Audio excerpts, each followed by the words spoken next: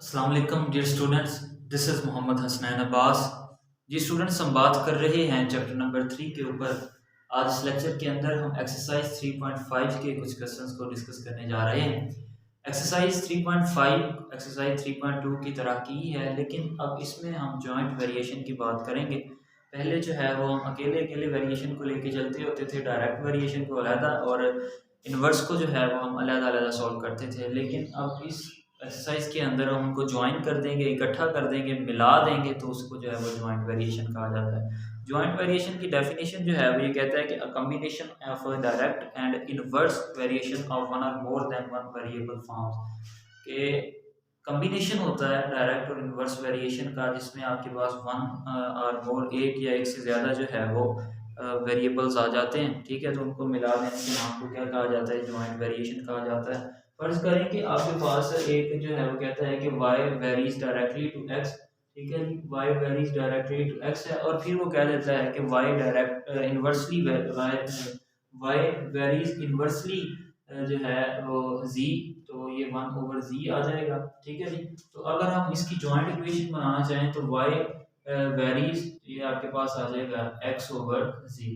ठीक है जी, तो ये y इज इक्वल टू क्या आ जाएगा? kx/z आ जाएगा जी। तो इस तरह से जो है वो हम इस इक्वेशंस को सॉल्व करेंगे। तो क्वेश्चन नंबर 1 है जी इस एक्सरसाइज का। इसमें वो ये कहता है कि if s varies directly as u square. ठीक है जी, तो अगर आपके पास s जो है वो वेरी कर रहा है डायरेक्टली एज u स्क्वायर। ठीक है जी, और फिर इसके बाद वो कहता है कि एंड इनवर्सली एज v, तो इनवर्सली वेरी कर रहा है v के ऊपर, तो फिर and s is equal to 7, और फिर s की वैल्यू इसने दे दी 7 है, when u is equal to 3 and v is equal to क्या है? 2 है। तो फाइंड वैल्यू ऑफ s। अब आपने किसकी वैल्यू फाइंड आउट करनी है? s की वैल्यू भी फाइंड आउट करनी है when u is equal to 6 होगा and v is equal to क्या होगा जी? 10 होगा। तो पहले हम वही जो तरीका कार के k की वैल्यू निकालेंगे। k की वैल्यू निकालने के लिए हमें ये पोर्शन सारा जो है वो यहाँ तक उसको लेना पड़ेगा। फिर इसके बाद s की वैल्यू निकालने के लिए एक k की वैल्यू इस पोर्शन से चाहिए होगी, और u और v की वैल्यू जो है वो हमारे पास गिवन दी हुई है उसमें। ठीक है जी, तो हम सबसे पहले क्या करेंगे जी? हम ये लिखेंगे कि s varies directly as u square. s जो है वो वेरीज कर रहा है डायरेक्टली एज u स्क्वायर। ठीक है जी, तो इसे इक्वेशन 1 कह लेंगे। ठीक है, फिर इसके बाद inversely s varies inversely as v, तो इसे 2 कह लेंगे। ठीक है जी, तो अब हम क्या करेंगे? Joint variation is joint variation is joint variation is s जो ये वेरी करेगा directly inversely u square over v आ जाएगा जी। ठीक है जी, तो अब इसको अगर हम रीसॉल्व करें s इज इक्वल टू क्या आ जाएगा? k u square over v, और ये आपके पास इक्वेशन नंबर क्या बन रही है जी? ये 1 बन रही है। अब आपने क्या करना है? इनमें वैल्यूज पुट कर देनी है। पुट क्या करेंगे जी हम? s is equal to, s की वैल्यू जो है वो उसने दी हुई है 7, और फिर u की वैल्यू 3 उसने दी हुई है, v इज इक्वल टू 2 दिया हुआ है। तो इसमें वैल्यू पुट कर देंगे इसके अंदर। s की वैल्यू 7 है, इज इक्वल टू आ जाएगा, ये k हमने फाइंड आउट करना है, u की वैल्यू इसने 3 दी हुई है, इसका स्क्वायर आ जाएगा, और ओवर क्या आ जाएगा? v की वैल्यू 2 आ जाएगी। इसको दूसरी साइड पे जाकर मल्टीप्लाई करवा दें, इज इक्वल टू की, तो ये 9 आ जाएगा। 7 टू द 14 हो जाएगा, इज इक्वल टू 9 9k हो जाएगा, और ये 14 ओवर क्या आ जाएगा? 9 इज इक्वल टू k, तो ये k की वैल्यू 14 ओवर 9 आ गई। अब हम क्या करेंगे? Putting in 1, putting k is equal to 14 over 9 in 1, ये 1 में हम पुट करने जा रहे हैं। जब 1 में पुट करेंगे तो s इज इक्वल टू क्या हो जाएगा? 14 ओवर 14 जो है वो u स्क्वायर हो जाएगा ओवर 9 k आ जाएगा, v आ जाएगा। अगर इस तरह नहीं लिखना चाहते तो 14 ओवर 9 और k sorry u square over v आ जाएगा जी। अब ये आपके पास इक्वेशन जो है वो 2 बन रही है। अब आपने क्या करना है? पुटिंग, क्योंकि हमें चाहिए s की वैल्यू, तो putting u is equal to 6 and v is equal to 10 into, ये हम 2 में पुट करेंगे तो हमारे पास s की वैल्यू आ जाएगी, s is equal to 14 over 9 multiply by u की वैल्यू जो है वो 6 दी हुई है उसने, और फिर इसके बाद v की वैल्यू जी वो कितनी है जी? 10 आई हुई है। तो s इज इक्वल टू आ जाएगा, ये अगर हम इसको देखें ना, 14 ओवर 9 मल्टीप्लाई बाय 36 ओवर 10 आ जाएगा, तो 9 माजा ये आपके पास 9 होता है, 9 4 बार 36 हो जाएगा। ठीक है जी, तो ये 5 2 पर 10 और ये 7 2 बार 14 हो जाएगा। ठीक है जी, तो ये आपके पास आंसर आ जाएगा 28/5। एस की वैल्यू आ गई है 28/5। तो ये आपके पास ज्वाइंट वेरिएशन था। अब इसके बाद हम इसके क्वेश्चन नंबर 3 के ऊपर बात करते हैं। जी स्टूडेंट्स, क्वेश्चन नंबर 3 में ये कहता है कि if y varies directly as x cube, ठीक है जी, x क्यूब की वो डायरेक्टली है inversely as z square and t, और वो इनवर्सली है z स्क्वायर और t के।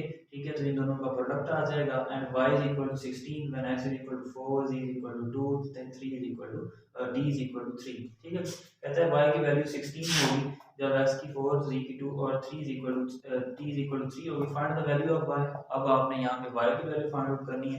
पिछले क्वेश्चन के अंदर हमने किसकी वैल्यू, s की वैल्यू फाइंड आउट की थी जब x is equal to 2, z is equal to 3 और t इज इक्वल टू 4 होगा।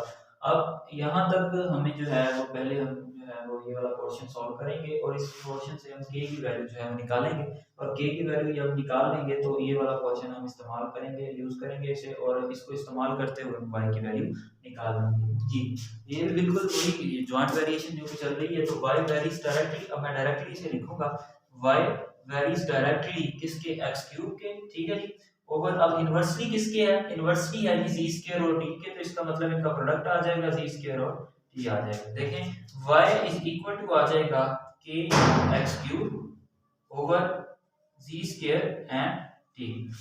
तो मजीद देखें यहाँ पे y इज इक्वल टू के x cube over z square t है, तो इसको हम इक्वेशन नंबर 1 कह लेंगे जी। अब इसमें हम वैल्यूज पुट करेंगे, हमें वैल्यूज दी हुई हैं, पुटिंग वैल्यूज इन इक्वेशन 1। ये जो पहली हमें वैल्यूज दी हुई हैं, पुटिंग वैल्यूज इन इक्वेशन 1, हम पहली इक्वेशन में जब वैल्यूज हैं वो पुट कर रहे हैं। तो y की वैल्यू क्या है, y इज इक्वल टू 16 है, इज इक्वल टू के हमने क्यों चूंकि फाइंड आउट करना है तो इसे एज इट इज लिखा लेना है। x की वैल्यू 4 है तो इसका क्या आ जाएगा, क्यूब आ जाएगा, और फिर इसके बाद ओवर z स्क्वायर है, तो z की वैल्यू 2 दी हुई है आपको, तो ये 2 स्क्वायर आ जाएगा, और t की वैल्यू यहाँ पे 3 है।